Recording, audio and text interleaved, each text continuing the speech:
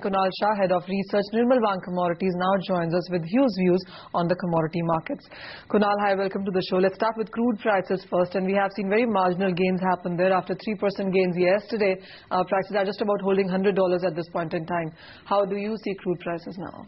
Well, yesterday we've seen a big draw in the Cushing inventory, and that's the main reason why oil prices moved up yesterday. I'm of the view that the outlook medium term doesn't look very good for crude oil. We've seen a demand destruction taking place across the globe, may it be India, may it be US. The higher oil prices pinching everyone, and that's one of the major reasons why there's a lot of chaos and confusion in the financial market. So fundamentally, oil should not move up $101, $102. Good levels to go short, and I would not be very bullish on oil. All right, and today is an expiry as well. So what kind of an evening session are you expecting? Well, I'm expecting a rally of 30 to 40 rupees upside from here. Should be a good levels to go short on markets. How about gold? Because, you know, that's something that really people are really favoring as compared to silver. Gold prices gained a percentage point yesterday. Silver was up nearly 4.5% yesterday. Today, again, it has been a very steady, lackluster market. What are you expecting the evening session to be? Well, gold, I'm bullish on gold, mainly after the kind of speech we had yesterday from FOMC. The members of FOMC have clearly indicated that there's not going to be a strong drawback of liquidity. The liquidity is going to remain in the system.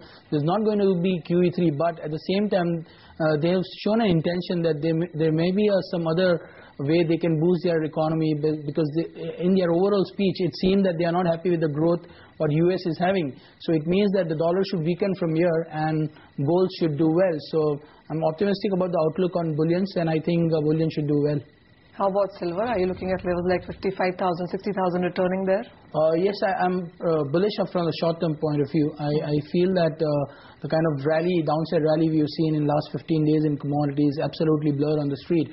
And you have to buy when there is a blur on street. That's what you have to do. If you see silver prices have bounced back sharply, and I expect this rally to continue with the risk appetite coming back to the market after yesterday's FOMC meet, and I see silver in a week's time, 56, 57 levels looks very likely. Are you yet again advising people to get into silver? Would you say that between gold and silver, maybe silver is a better opportunity yet again? Yes, whenever there is a risk appetite increase in a market, you see yesterday, you've seen a sharp gains coming in silver. And today also, if you look at the prices of gold and silver, silver is outperforming gold. And I think for the short term, if you look at this trend, it's really strange. Everything moves up together, going down together. In this environment, yes, silver should do well. And I think in a short term, silver will outperform gold. Kunal, last time we spoke to you, you said you were favoring sell on base metals, especially copper. Yes. Copper has been very choppy. Yesterday was a good day, saw a gain of 3%. But today, yet again, it's a very steady market. Are you looking at selling all rallies for the near term? Yes, we have been bearish on base metal for quite some time, and 8,500 was our first target, which has been achieved. So we're expecting some bounce back, but still, if you ask me from fundamental aspect, if you look at the Chinese data points, after the kind of liquidity crunch they had since last 4 months, they have aggressive RRR hikes, they have aggressive interest rate hike, and despite of that, the property prices continue to move up. So it clearly indicates that there are problems with Chinese economy. It is overheating, and that's not a very good sign for base metals. So in a short term, like other commodity are bouncing back, copper can move up by 414, 415, but these are the levels where you should book profits on your long if you are long, and start going short on the metal. How about these other metals like zinc and lead, which gained nearly 5% yesterday, holding steady even at this point in time? Do you see demand continue for these metals, or is it just the LME inventory which hasn't gained so much is what is supporting them?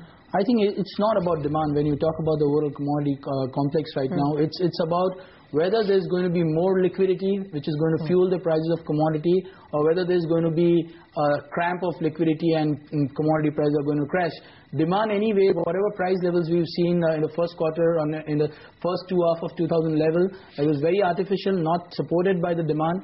And I think with this risk aversion and risk appetite dominating the market right now, these rally may continue for a day or two, but one should not be very bullish on this non-ferrous complex. Okay. One final question on nickel, because we've seen steel, iron ore prices decline. Nickel also has been on the weaker side. Would you continue selling it at these levels? Yes, sir, because nickel, if you look at the of pig iron production, the kind of new capacities which is going to come for pig iron, especially during the last 2 half of the year, I think it's going to be very bearish for nickel in particular, because if you see roughly 8 to 10% of new fresh supplies of pig iron is going to come in next 2 quarters. So I expect nickel prices to remain under severe pressure, and despite of you've seen recovery signals in Europe, I think nickel is not performing. Yesterday also nickel was a underperformer, and I believe that nickel prices are likely to go down and may test 1050, 1030 in next 15 to 20 days. All right, Kunal, we'll let you go at that. Thank you so much for joining us. That's the view coming in from Nirmal Bang. They are buying into gold, silver, but selling into base metals and crude prices for the very near term.